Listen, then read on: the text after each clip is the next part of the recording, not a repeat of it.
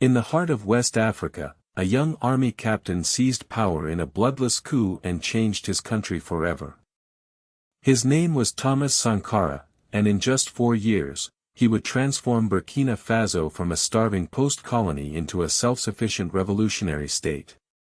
He rode a bicycle to work, banned government limousines, and sold the presidential fleet to fund schools.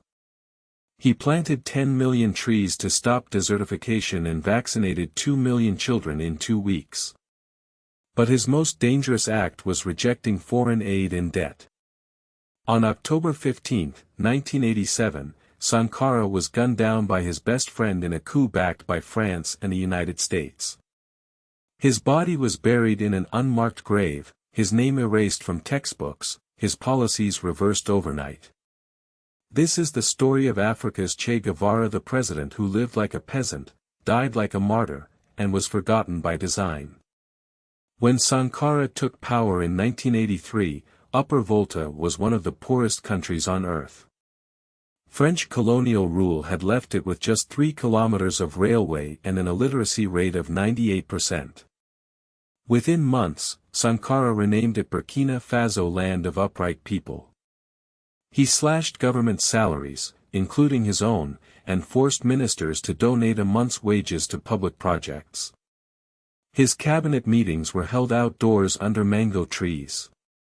He wore cotton tunics sewn by local tailors while other African leaders wore Italian suits. But Sankara's revolution wasn't just about symbolism. He launched the most ambitious vaccination campaign in African history, immunizing children against measles, yellow fever, and meningitis. Infant mortality dropped by half in 3 years. He built roads, schools, and clinics with local materials instead of imported cement. When the World Bank offered loans, he famously replied, "He who feeds you controls you." Women's rights became the cornerstone of his revolution. He appointed female ministers, banned forced marriages, and granted maternity leave. For the first time in West Africa, women could open bank accounts without their husband's permission. Polygamy was discouraged, and female genital mutilation outlawed. Sankara's all-female motorcycle brigade became the symbol of this new equality. But his most radical move was economic. He redistributed land from tribal chiefs to peasants, sparking fury among the elite.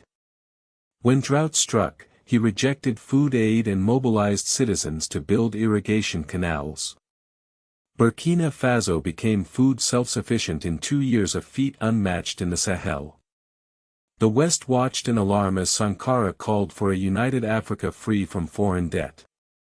At the Organization of African Unity Summit, he shocked delegates by declaring, "We cannot repay the debt because we are not responsible for it."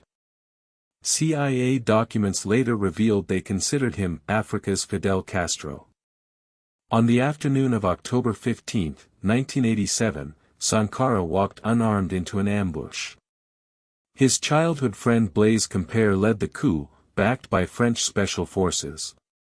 12 bullets tore through Sankara's body. Witnesses say his last words were, "It's my turn now." The killers buried him hastily at night, forbidding mourners.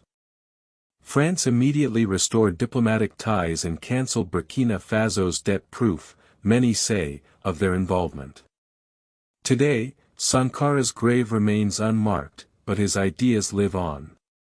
From South Africa's economic freedom fighters to Senegal's youth movements, a new generation is rediscovering the man who proved Africa could stand tall. As one surviving minister whispered, "They killed the man, but not the dream."